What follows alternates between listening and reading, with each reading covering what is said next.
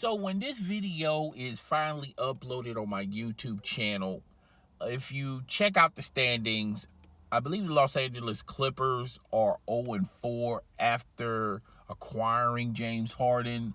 And it just seems like it's just going straight downhill. It's going from bad to worse. There are several publications and reports out there that suggest that James Harden, as well as Kawhi Leonard, they're not gelling as they thought they would be. It seems like Paul George, who was playing phenomenal basketball before this acquisition of James Harden, he has tailed off. Ty Lue has questioned James Harden as far as getting trying to blend James Harden with Paul George and Kawhi Leonard. Even Russell Westbrook, there have been several reports out there that even Russell Westbrook is, seems slightly irritated that they can't get this together. There's also publications out there that suggest that allegedly, we need to put the allegedly quotations in, that James Harden, Kawhi Leonard is demanding a trade from the Clippers. There's also reports out there allegedly that he is not going to re-sign with the Los Angeles Clippers when this season is over with. There are other publications and sources that are suggesting that even James Harden, he hadn't even been with the Clippers that long. He's grown very frustrated, throwing chairs. There's a report out there that suggests, and this is probably, rumors and, made up stories, but we have to use and tread very lightly. Allegedly, that James Harden threw a chair. There's some reports out there that suggest that he threw a chair in the direction of Kawhi Leonard, but it just seems like it's going from bad to worse. Meanwhile, on the other part of the states, the Philadelphia 76ers have been flying high, okay? They have not batted an eyelash after, trading James Harden. And it seems like the GM over there with the Philadelphia 76ers, he's flying high right now. He's got the better end of this deal. Tyrese Maxey is flourishing without worrying about satisfying James Harden. Joel Embiid look like he's happy.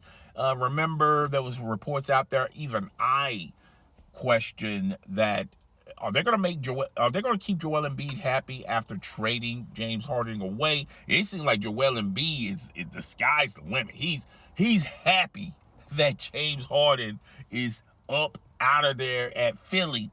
And now he's taken the storm clouds with him to California. They say it never rains in Southern California. Well, it's drizzling over there in Clippers land. So got all the stories out of the way. And now there's a report out there that suggests that the Los Angeles Clippers are irritated and frustrated with this trade, and if things are not corrected in the near future, there's a possibility on the horizon that they may trade James Harden up out of there. Now, before he got acquired by the Los Angeles Clippers, there was reports out there, and I even made a video about it, that the Los Angeles Lakers were kicking the tires around as far as a possible trade of getting James Harden with the Los Angeles Lakers. Now, I don't think the Clippers are going to involve a trade scenario where they will send James Harden to the Lakers. I don't think they would help the Lakers that way. The Lakers are going to have to probably wait until the end of the season. Harden's contract ends at the end of the season, and they can sign him to a veteran minimum contract. I don't think there's any takers for Harden as far as getting a 2-year deal, a max 2-year deal, or a 4-year deal. I think he's the type of player that he will have to prove. He have to get one of those "you have to prove me" contracts, a year-to-year contract, and there's no ball club that's going to be desperate enough to sign him to a long-term contract or even a max contract. Okay, so they can probably get him on the cheap when the NBA season is over with during the summer. And there's going to be a ball club that will probably a market for James Harden, but it's not as, deep as what James Harden and his agent is thinking. Okay, but we'll worry about that a little bit later down the road. NBA season just started. Let's worry about what's in front of us right now, which is multiple games. We're not even at the All-Star break. We're not even at the trade deadline. Okay, now the Los Angeles Clippers, there's been reports out there, if this doesn't turn around, that here's two scenarios that I'm hearing, and I'm going to use, these are rumors, I'm going to use the quotation allegedly, but there's rumors out there that they want to make Ty Lue happy, and Ty Lue internally is not happy with the direction the front office have positioned him with these players. Now let's just look, okay? I don't think Ty Lue wanted Russell Westbrook. He wasn't on board with it, but he welcomed it with open arms. When Ty Lue got signed by the Los Angeles Clippers, they told him that the roster is his to decide who starts, who doesn't start, but he couldn't do anything with the tandem of Kawhi Leonard and Paul George. Now, he had to pretty much, work along with these guys because of the power and the influence that they had with the organization. But these two guys are on the last, they're at the last year of their contract. All four of these guys are going to be free agents at the end of the year. I reported this on this very same channel, where, Russell Westbrook, James Harden, Paul George, Kawhi Leonard, they're all going to be free agents. Now, I made scenarios on that video. Go check out that video for yourself of the possibilities of, the Clippers may entertain bringing two of them back. And, and the two, obviously, it's going to be Paul George and Kawhi Leonard. As far as Russell Westbrook, he's probably going to have to take his talents elsewhere. Is there a huge demand for Russell Westbrook? Probably not. Okay, but he'll sign at a veteran minimum someplace, okay? And, as far as James Harden goes, he's pretty much in the same scenario as Russell Westbrook. I think the market is cooled off on James Harden. I don't think there's a lot of takers for James Harden.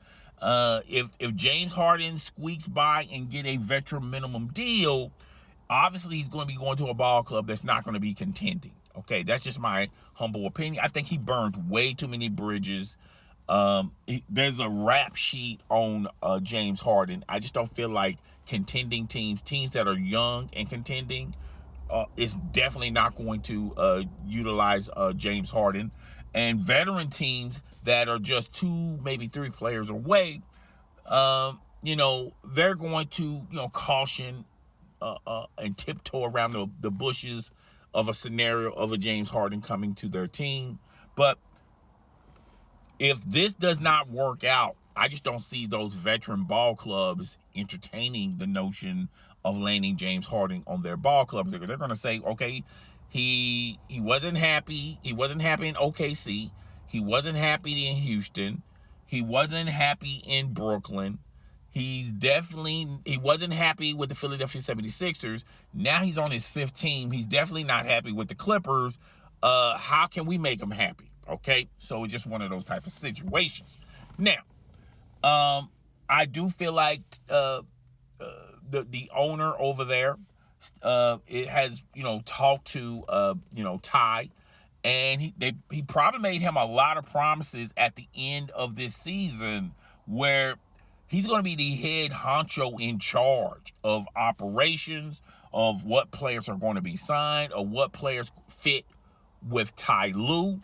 And I feel like there's no scenario that I can see where Paul George and Kawhi Leonard returns to the Los Angeles Clippers. Now, if they return to the Los Angeles Clippers, things are going to change. They will not wield the power, influence, and the control with the organization no more. All that is going to be given to Ty Lue.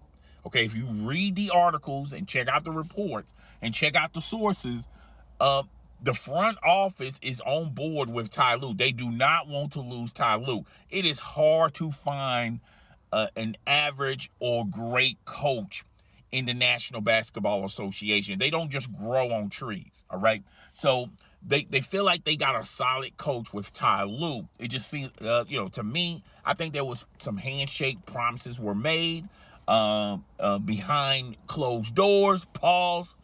And I think when next season, if Ty Lue stays with the Clippers, they're going to do it his way. And I just don't see a scenario if Kawhi Leonard or Paul George is going to sign a max contract and there's a scenario where they will have to listen to Ty Lue. Now, they have been very communicative with Ty Lue. They haven't been on his bad side. They've pretty much done what Ty Lue asked of them to do. But you have to understand the positions and the narratives of what to this point. Basically they didn't have to do this, all right, because they was wielding all the power and the control. They could easily say, "No, fam, we're gonna do it, our way." Okay, but even Kawhi Leonard and Paul George has came to the realization that just having two all-star players is just not good enough. You need a solid coach in your corner. And I think they have earned trust with Ty Lue, and Ty Lue have earned trust with those guys. And also, Kawhi Leonard has fell back some. Not on performance, even though his performance has slipped a little bit. But I think Kawhi Leonard has come to the realization that, hey, just because you can, you're running roughshod in the organization, you're making the decisions, you got all the juice, don't necessarily mean that, this is a formula for a winning ball club.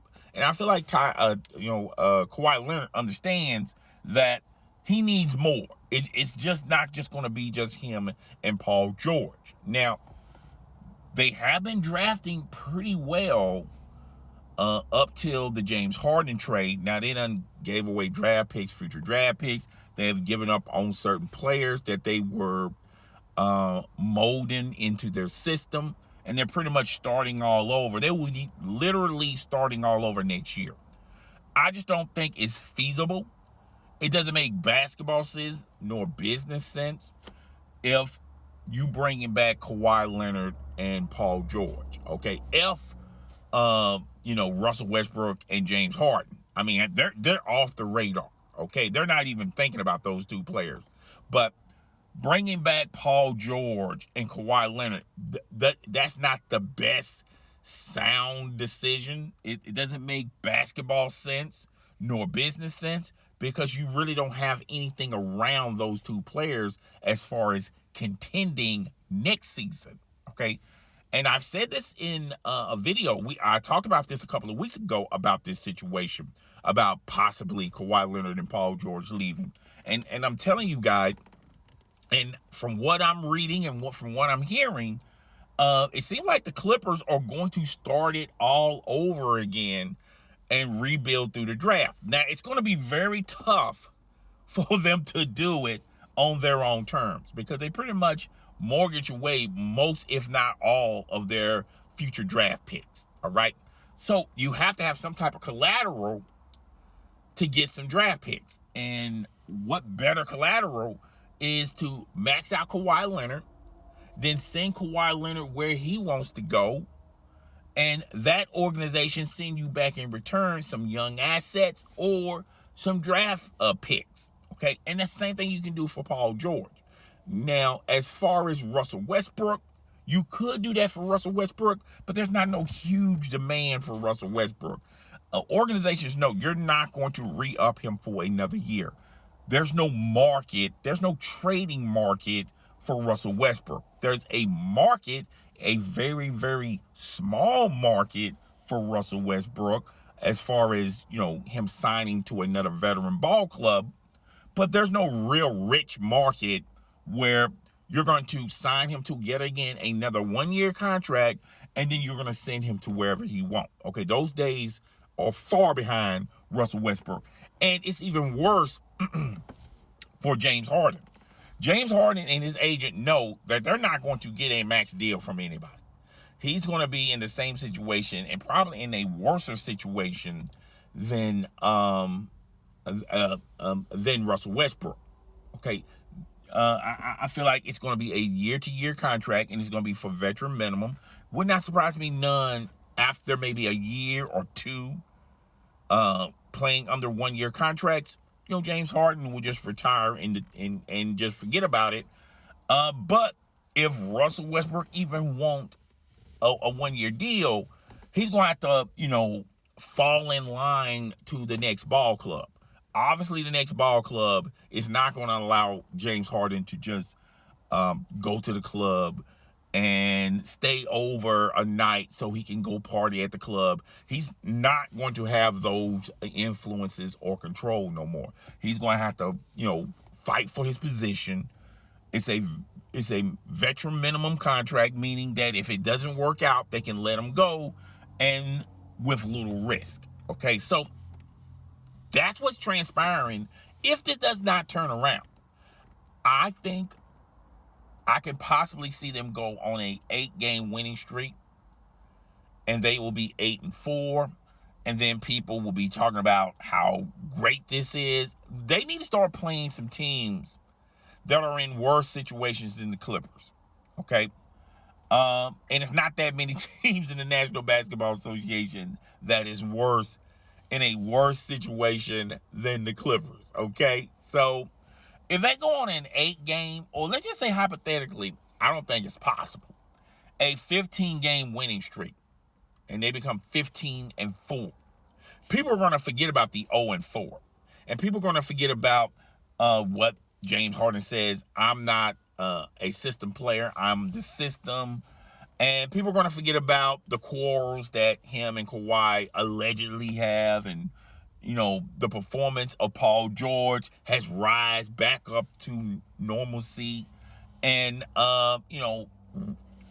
Russell Westbrook is just playing alone. Okay, so if they can figure it out, that'll be great. And all it takes is a winning streak, and everybody forgets about what they've been talking about. Okay, but that's what's a possibility. I don't know if it's going to actually happen. Okay, but guys, tell me what you think. Rate, comment, subscribe. I will be right back into the live streaming, and I might have to change how I do live streaming on this channel. I will explain in the live stream this week. It's your boy. I'm out of here. Deuces.